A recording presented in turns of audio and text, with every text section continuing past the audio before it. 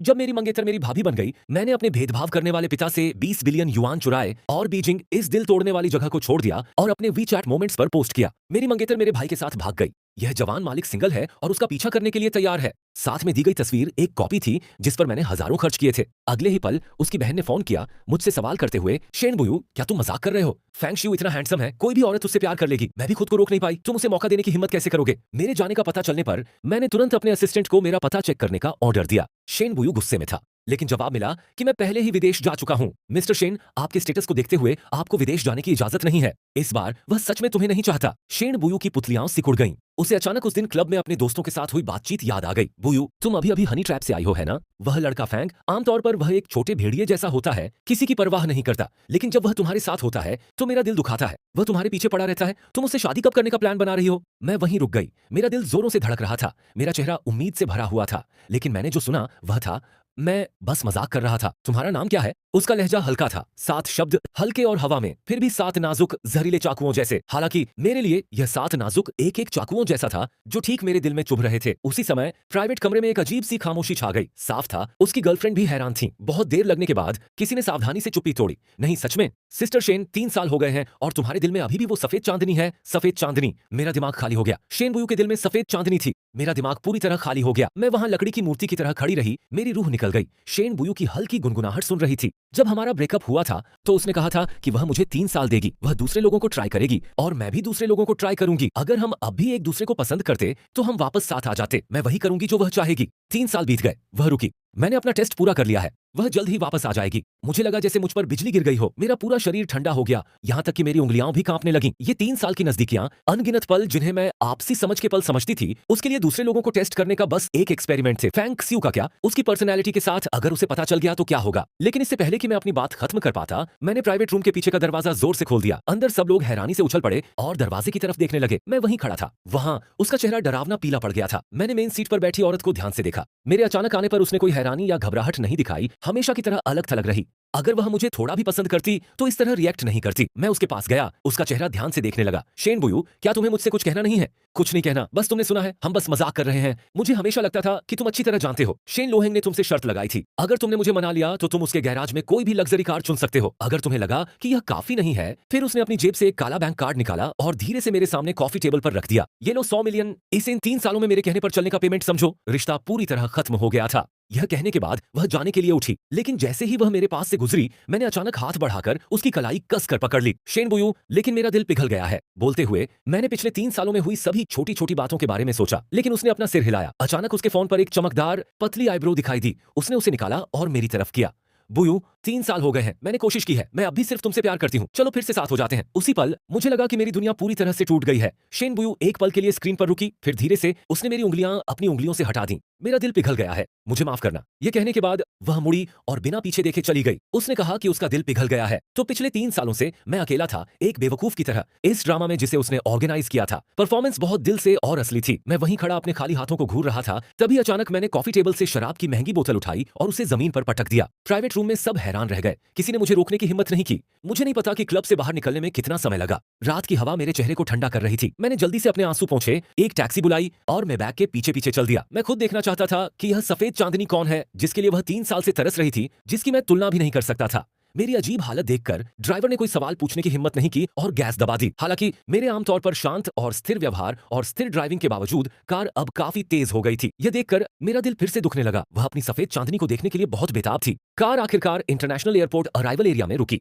मैंने अपनी बाहें फैलाई और उसे धीरे से पकड़ा, फिर नीचे झुका और उसके बालों को चूमा। ऐसा इसलिए था क्योंकि वह सफेद चांदनी असल में फैंग झून था, मेरा नाम का भाई, वह इंसान जिससे मैं अपनी जिंदगी में सबसे ज्यादा नफरत करता था, वह इंसान जिससे मैं सबसे कम जुड़ना चाहता था। मेरी माँ के कार एक्सीडेंट के 6 महीने से भी कम समय बाद मेरे पिता एक औरत को घर लाए। उस औरत का एक बेटा था जो मुझसे 3 साल बड़ा था, फैंग झून। वह औरत उनका पहला प्यार थी। मेरे पिता ने समझाया कि फैंग झून उनकी बायोलॉजिकल दोस्त थी। अगर मेरी माँ ने उन पर जबरदस्ती नहीं की होती तो वह अपने पहले प्यार को प्रेग्नेंट नहीं होने देते और उससे ब्रेकअप नहीं करते। लेकिन मैं सच किसी से भी बेहतर जानता था। उस समय मेरे पिता को अपने बिजनेस के लिए पैसों की बहुत जरूरत थी। वह कंगाल थे, यहाँ तक कि खाना भी नहीं खरीद पाते थे। वही मेरी माँ के पास गए जो इतने लंबे समय से उनके पीछे पड़ी थी और एक वादा किया, वह अपनी माँ से शादी करेंगे जब तक उनका परिवार वहां रहेगा। उनकी माँ ने उन्हें अपने पैसे, अपना पूरा प्यार दिया और एक कार एक्सीडेंट के बाद उन्हें दूर करने के लिए अपनी जान भी कुर्बान कर दी। और नतीजा क्या हुआ? उसकी माँ का शरीर ठंडा भी नहीं हुआ था कि उसके पिता ने पलटकर उसकी दहेज और विरासत को सगाई के तोहफे के तौर पर इस्तेमाल करके अपने तथाकथित पहले प्यार से शादी कर ली, जिसमें वह खुलेआम दौलत दिखा रहा था। शेन बुयू किसी से भी प्यार कर सकता था, तो फैंग झून से क्यों?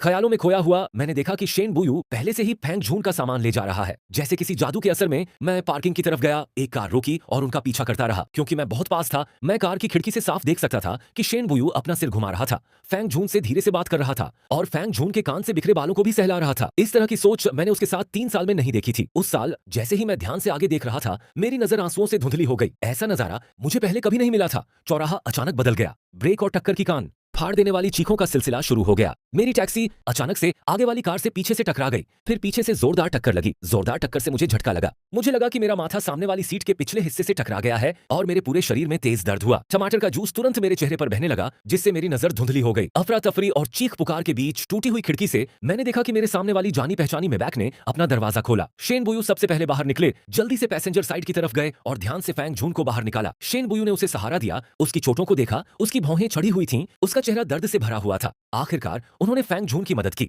वह एक्सीडेंट वाली जगह से जाने के लिए मुड़े, लेकिन उसी पल उनकी नजरें मेरी नजरों से मिलीं, टैक्सी की टूटी फूटी पिछली सीट पर फंसे हुए। मैंने उनकी आंखों में हैरानी देखी, लेकिन वह एक पल में गायब हो गई। फैंग झून को उनकी झिझक महसूस हुई। वो यूं, उन्होंने कहा, क्या हुआ? क्या तुमने किसी जान पहचान वाले को देखा? मैं ठीक हूं, मैंने जवाब दिया। अगर आपको कोई जान पहचान वाला दिखे तो जाकर उनसे मिलना चाहिए। मैंने सुना है कि एक टैक्सी बुरी तरह डैमेज हो गई है। कुछ सेकंड की चुप्पी के बाद, कोई नहीं जिसे मैं जानती हूं, शेन बुयू ने नजरें हटाते हुए कहा। वे सब अजनबी हैं। यह कहकर उसने बिना पीछे देखे फैंग झून को उस अस्त व्यस्त एक्सीडेंट वाली जगह से दूर ले जाने में मदद की। जब मैं फिर से जागा तो मैं हॉस्पिटल में था। एक नर्स मेरे हाथ के पिछले हिस्से पर आईवी ड्रिप ठीक कर रही थी। ये देखकर कि मैं जाग गया हूं, उसने मुझे याद दिलाया, मिस्टर फैंग, आप आखिरकार जाग गए हैं। आपकी चोटें काफी गंभीर हैं। आपको ऑब्जर्वेशन के लिए हॉस्पिटल में भर्ती होने की जरूरत है। हमें आपके परिवार से भी कांटेक्ट करना होगा। मेडिकल बिल पे कर दीजिए। लेकिन मेरी आंखें खाली थीं। नर्स ने फिर से वही बात दोहराई। कोई रिएक्शन नहीं हुआ। मिस्टर फैंग, तभी एक जानी पहचानी आवाज सुनाई दी। मैंने पहले ही मेडिकल बिल पे कर दिए हैं। मैंने तेजी से सिर घुमाया और देखा कि शेन बुयू वार्ड के दरवाजे पर खड़ा है। यह देखकर नर्स जल्दी से वार्ड से चली गई। शेन बुयू अंदर आया। उसकी नजर मेरे पट्टी लगे घाव पर पड़ी। फिर उसने हाथ बढ़ाया, ऐसा लगा जैसे वह मेरा माथा छूना चाहता हो। मैंने अपना सिर घुमा लिया। मिस्टर शेन, आप हमेशा इतने बिजी रहते हैं, आप किसी ऐसे इंसान का ध्यान क्यों रख रहे हैं जिसे आप जानते भी नहीं? शेन बुयू रुका। मैं नहीं आऊंगा। क्या कोई और आएगा? आपने मुझे आप पर भरोसा करने की आदत डाल दी थी। मुझे गलती से यकीन दिला दिया था कि मुझे कोई ऐसा मिल गया है जिससे मैं परेशान हो सकता हूं। लेकिन अब उसी ने मुझे वापस खाई में धकेल दिया है। भले ही कोई ना आए, इससे आपका कोई लेना देना नहीं है। आपने कहा था, है ना? बात खत्म हो गई मिस्टर शेन। मैं इतनी भी बेचारी नहीं हूं। आपने कहा था कि आप मुझे पसंद नहीं करते, फिर भी मैं बेशर्मी से आपसे चिपकी रही। मैंने एक गहरी सांस ली, अपनी बची खुची शान बनाए रखने की कोशिश कर रही थी। तुम्हें सच में यकीन नहीं है कि जब मैंने कहा कि मैं इमोशनल हो गई हूं तो मैं सीरियस थी, है ना? मैं बस यूं ही कह रही थी। हम बस मजाक कर रहे थे, शेन बुयू। और तुम सच में नाटक कर रही हो? शेन बुयू ने मेरे दिखावटी गुस्से को देखा, फिर भी मेरी आंखें लाल थीं। उसकी भौहें थोड़ी सिकुड़ी हुई थीं। वह कुछ कहने ही वाला था कि एक नर्स दौड़कर अंदर आई। मिस शेन, मिस्टर फैंग जुआन का एग्जाम खत्म हो गया है। वह तुम्हें ढूंढ रहा था। ये सुनकर मैं तुरंत उस बिल्ली की तरह उछल पड़ी जिसकी पूंछ पर पैर पड़ गया हो। बस बहुत हो गया। जाओ अपनी सफेद चांदनी के साथ। मुझे यहाँ तुम्हारी जरूरत नहीं है। शेन बुयू ने कुछ सेकंड तक चुपचाप मुझे देखा। आखिर में तुमने ही बात की। मैं तुम्हारे साथ किसी और वजह से नहीं आई हूँ। तुम शेन रोहेंग की दोस्त हो। उसने चुपके से मुझसे तुम्हारा ख्याल रखने के लिए कहा था। इस पल तक मैं आखिरकार हंसे बिना नहीं रह सकी। लेकिन भले ही इस मुस्कान ने मेरे घाव को और गहरा कर दिया, लेकिन यह दर्द मेरे दिल के दर्द के 10,000वें हिस्से के सामने कुछ भी नहीं था। शेन बुयू, मैं इतना घमंडी नहीं हूं, चिंता मत करो। इस समय शेन बुयू का दिल थोड़ा कांप उठा। यह पहली बार था जब उसने मुझे रोते हुए देखा था। उसका मुंह थोड़ा खुला, जैसे वह कुछ कहना चाहता हो, लेकिन आखिर में उसने कुछ नहीं कहा। वह मुड़ा और नर्स के साथ वार्ड से चला गया। उसके जाते हुए पक्के इरादे को देखकर मैं आखिरकार खुद को और रोक नहीं सका। मैं हॉस्पिटल के बिस्तर पर गिर पड़ा। मुझे लगा कि मैं बहुत देर तक रोता रहूंगा, लेकिन अजीब तरह से उन्होंने कहा कि बगल वाले वीआईपी वार्ड में मिस्टर फैंग जून सच में खुशकिस्मत थे। मिस शेन बहुत ध्यान रखती थीं, खुद उन्हें खाना पानी देती थीं, पूरी रात जागकर उनकी देखभाल करती थीं। एक बार मैं उस वार्ड के पास से गुजरा और आधे खुले दरवाजे की दरार से देखा कि शेन बुयू बिस्तर के पास बैठे सेब छील रहे हैं। वह सीन मेरी आंखों में चुभ गया। दर्द से मेरी नजर धुंधली हो गई। मेरी सबसे बड़ी खूबी, फैंग शियाओ की सबसे बड़ी ताकत यह है कि मैं रोया नहीं। यह प्यार कर पाना और जाने देना है। डिस्चार्ज होने के बाद मैंने सबसे पहले वीजा के लिए अप्लाई किया। मैं इस शहर में एक सेकंड भी नहीं रहना चाहता था। वीजा मिलने और घर लौटने के बाद जैसे ही मैं अंदर गया, मेरा बहुत अच्छे से मेकअप किया हुआ अकेला चेहरा मिला। मुझे देखकर वह आदतन पैरों के बारे में बात करने लगा। मोटा भालू, तुम्हें अभी भी वापस आना आता है? मैंने उसकी तरफ देखा भी नहीं। मैंने एंट्री गेट पर कमर तक ऊंचा कांटेदार फूलदान जोर से जमीन पर पटक दिया। टुकड़े हर जगह उड़ गए। लिन वान डर के मारे चीखी और 2 कदम पीछे हट गई। तुम खुद को क्या समझती हो? एक घर तोड़ने वाली जिसने किसी और का परिवार तोड़ दिया। तुम मुझे लेक्चर देने की हिम्मत कर रही हो? याद रखना लिन वान, जब तक मैं फैंग शियू इस घर में हूं, तुम फिर कभी अपना सिर ऊंचा नहीं उठा पाओगी। मैंने तेजी से कहा, जिससे लिन वान का चेहरा पीला पड़ गया और उसका पूरा शरीर गुस्से से कांप उठा। फैंग शियू, अब तुम्हें क्या हो गया है? फैंग फुवेनशेंग स्टडी से बाहर भागी और जल्दी से लड़खड़ाती लिन वान को सहारा दिया। मैं अभी वापस आई हूँ और पूरे दिन चिकन चबा रही हूँ। मैं तुम्हें यह खत्म करने के लिए ले जाऊंगी। क्या तुम थोड़ी और समझदार नहीं हो सकती? मैंने उस औरत को बचाते हुए अपने पिता की तरफ देखा और मुंह बनाया। मेरे पैर डर से कांप रहे थे। ठीक है, जब तक तुम मुझे परिवार की दौलत में से मेरा हिस्सा एडवांस में दे दोगी, मैं विदेश चली जाऊंगी और तुम्हें परेशान करने के लिए कभी वापस नहीं आऊंगी। फिर मेरे चेहरे पर एक नकली चिंता आ गई। फैंग मिंगहोंग हैरान रह गया। बकवास, विदेश जाओगे? तुम वहां क्या करोगे? यहीं रहो, यह हमेशा के लिए तुम्हारा घर है। हम ही परिवार हैं। मुझे लगा जैसे मैंने दुनिया का सबसे बड़ा मजाक सुन लिया हो। नाटक करना बंद करो। फैंग मिंगहोंग, हाँ वह, और फैंग झून, तुम ही परिवार हो। अगर मेरी मां मर गई तो मेरा कोई घर नहीं होगा। बस अपनी कीमत बताओ। मुझे वही चाहिए जिसके मैं लायक हूँ। वैन यान फैंग मिंग, उसका चेहरा तुरंत पीला पड़ गया। काफी देर तक चुप रहने के बाद उसने आखिरकार चिंता दिखाते हुए बात की। डैड जानते हैं कि तुम परिवार से नाराज हो, इसलिए डैड तुम्हें पहले 5 मिलियन देंगे। 5 मिलियन? जाओ और अपना दिमाग साफ करो। फैंग मिंगहोंग, तुम आज जहां हो मेरे नाना के पैसों की वजह से हो, मेरी माँ के दहेज की वजह से हो, और तुम्हारी जिंदगी भी मेरी माँ की अपनी जिंदगी से खरीदी गई थी। अब तुम मेरी माँ के पैसे से इस मालकिन और उसके नाजायज बच्चे को पाल रहे हो, उस घर में रह रहे हो जो मेरी माँ ने खरीदा था, और 5 मिलियन से अपने ही बेटे से छुटकारा पा रहे हो। तुम्हारी शर्म कहाँ है? फैंग मिंगहोंग को चोट लगी और वह गुस्से से भर गया। तुम्हें कितना चाहिए? बस बोल दो, मैं पहले से ही तैयार। उसने अपनी जेब से एक डॉक्यूमेंट निकाला और शांति से नंबर और शेयर के नाम रटने लगा। तुम पागल हो, ये नामुमकिन है। तुम मुझे बीच में ही फाड़ने की कोशिश कर रहे हो। तुम्हें मानना जरूरी नहीं है। मैंने विला के बाहर एक बम खरीदा है। या तो पैसे देकर इस एग्रीमेंट पर साइन कर दो, या हम आज यहीं मर जाएंगे। चुन लो। फैंग श्याओ, तुम पूरे पागल हो। मैं पागल हूँ। फैंग मिंगहोंग का चेहरा पीला पड़ गया था। उसकी सांसें तेज चल रही थीं। वह मुझे ध्यान से देख रहा था। ऐसा लग रहा था कि वह मेरी ड्राइंग की सच्चाई जानने की कोशिश कर रहा हो। आखिर में मौत का डर सब पर हावी हो गया। अब ठीक है, अब ठीक है, अब जल्दी करो और बम हटाओ। चिंता मत करो, कोई बम नहीं है, मैं तो बस मजाक कर रहा था। आखिरकार तुमने मेरी माँ को भी इसी तरह धोखा देकर शादी करवाई थी, है ना? फैंग मिंगहोंग को आखिरकार एहसास हुआ कि उसके साथ धोखा हुआ है और वह इतनी गुस्से में थी कि लगभग बेहोश हो गई। उसने बहुत देर तक मेरी तरफ इशारा किया, लेकिन एक भी शब्द नहीं बोल पाई। जब उसे जो चाहिए था वो मिल गया तो मैंने उसे देखना भी बंद कर दिया। जैसे ही मैं ऊपर जाने के लिए मुड़ा, उसने कहा, तुम्हारा भाई आज अपनी गर्लफ्रेंड को डिनर पर घर ला रहा है। मुझे कोई फर्क नहीं पड़ता कि तुमने पहले कितनी परेशानी खड़ी की, लेकिन इस बार तुम्हें अपना खाना ठीक से खत्म करना होगा। उसकी गर्लफ्रेंड शेन वेजी है। तुम जानते हो कि बीजिंग में बाई परिवार का क्या रुतबा है। हम उन्हें नाराज नहीं कर सकते। अपना बागीपन छोड़ो और मुझे कोई परेशानी मत दो। सीढ़ियों पर मेरे कदम अचानक रुक गए। मेरी पीठ तुरंत अकड़ गई। वह आज फैंग झून की गर्लफ्रेंड बनकर आ रहा था। इससे पहले कि मैं कुछ और सोच पाता, वह मिलने आ गया। अगले ही पल चीजें बदल गई हैं। फैंग झून शेन बुयू का हाथ पकड़े मुस्कुराते हुए अंदर आया। मम्मी और पापा, मैं वापस आ गया हूँ। फैंग के पिता और सौतेली माँ, जो अभी अभी अपनी मुश्किल से उभरे थे,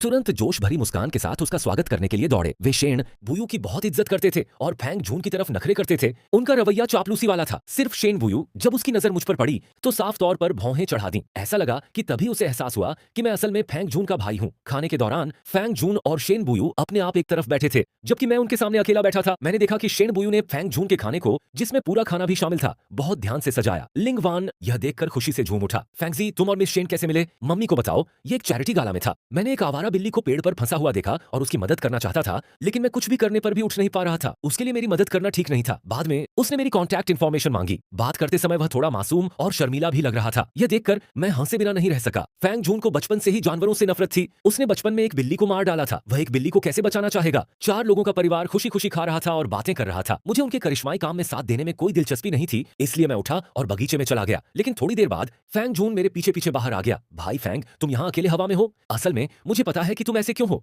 इंडस्ट्री में लोगों ने मुझे उन 3 सालों के बारे में बताया है जो तुमने बूजू के साथ बिताए थे। मेरी पीठ उसकी तरफ थी। मेरा शरीर थोड़ा अकड़ गया, लेकिन मैंने मुड़कर नहीं देखा। सच कहूं तो जब मुझे पहली बार पता चला तो मैं सच में बहुत परेशान हो गया था। आखिर मेरे भाई में ऐसा चार्म है जो मर्दों और औरतों दोनों को अट्रैक्ट करता है। कौन नहीं चाहेगा? कितनी अफसोस की बात है, इतना सुंदर चेहरा बेकार हो गया। तुम्हारी माँ मेरी माँ का मुकाबला नहीं कर सकती और तुम भी मेरा मुकाबला नहीं कर सकते। ये पिछले 3 साल मेरे दिए हुए दान के अलावा कुछ नहीं थे। अब असली मालिक वापस आ गया है। बदमाश, अब तुम्हें जाना चाहिए। मैं धीरे से मुड़ा।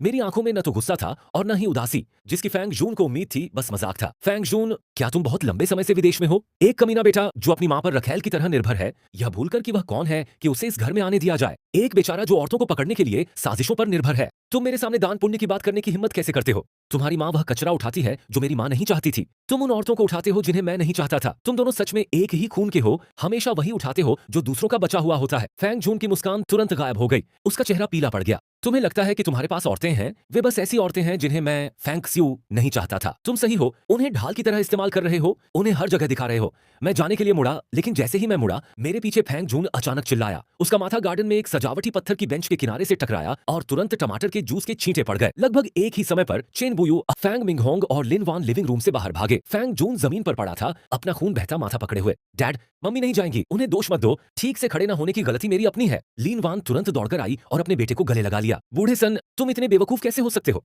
उसने तुम्हारे साथ पहले ही ऐसा किया था और तुमने फिर भी उसे मजबूर किया। लिंग होंग ने मेरी तरफ इशारा किया। उसका चेहरा पीला पड़ गया था।